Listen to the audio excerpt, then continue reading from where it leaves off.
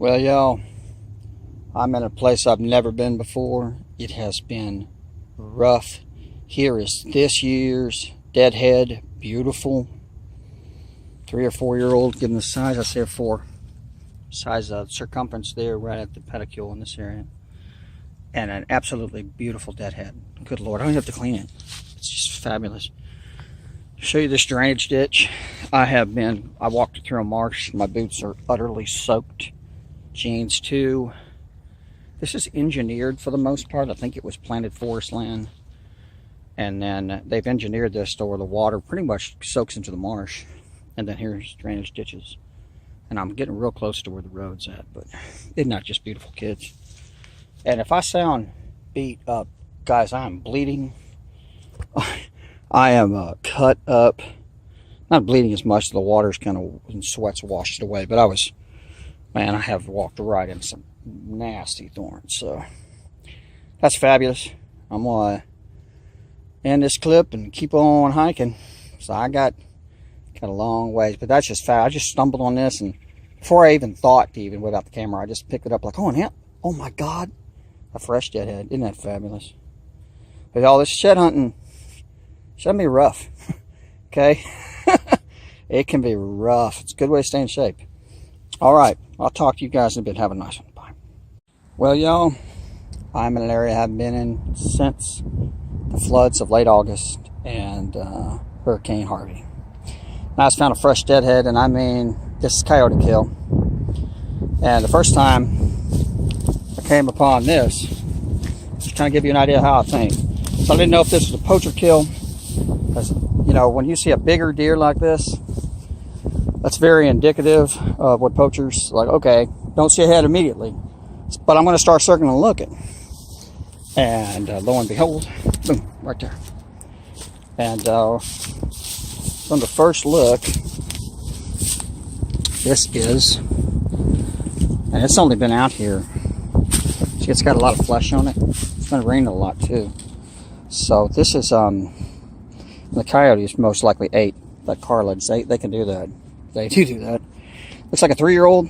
It's got a little bit of smell to it too. Not bad, but it's a decent gene 3-year-old. Right at a legal spread in Texas. 13 inches. So there's your deadhead. And I got a lot to do. A lot of space to go in the next 3 hours of daylight. So got a deadhead. So I hope to be talking to y'all later. Y'all have a fine one now. Talk to you later. Bye. Well, y'all, let me show you something that's pretty dang funny. Right over there, 7-8 meters, 20 feet-ish. I stepped in the water to get around some brush, and I sank down 3 feet. It's quicksand or quick mud, and quicksand is real. For any of y'all think it's just not real, and here in Southeast Texas, it's very real, especially with all the sediment. It'll usually go down to a clay layer. It'll stop you at 3 or 4 feet. And it's about 3 feet, maybe 4, 3 feet for sure. Yeah. So if you look down, what you don't know is my boots are completely filled with water. Totally. So I've sloshed a little out. Getting them off is going to be fun. So, you know, I hope y'all enjoy this, because I couldn't even get them off there instead of doing the squish thing. That's just awesome. So, guys, I wish I had brought some other boots. But didn't do that. Didn't anticipate what just happened. But you know what? This is probably the 4th or 5th time it's happened. It's just, I've walked in the creek beds, and they looked solid. And after some rain, it's after you've had a whole bunch of rain, and then dried out for maybe a day, and maybe 2. And that's, in my experience, be a pretty day like this. And the sand will be at this certain, how you put it, viscosity, and when you put pressure on it, it liquefies. So welcome to Quicksand in Southeast Texas, real deal. Boy, that feels special. I think I'll wring my socks out now. So I'm not gonna tape that anyway. All right, well, I'm gonna get going, and I'll talk to y'all in a bit. Bye now. Well, y'all, here is another deadhead. And this one is a first. You're like, what do you mean, man? You find deadheads all... You're right, I find deadheads all the time. This one was killed probably in the summertime, and he was in velvet. So I couldn't figure out what all the fuzzy stuff was. I'm like, man, what does he have? Does he have like a fungus on him? And it's like, oh, he was in velvet when he was killed. So if you look right here, you will see all this fuzzy stuff. That was in velvet. And he was a 3-year-old, given his size. And he'd have been a nice, God, he'd been nice. But, man, he probably has some more growing to do. And he feels super light.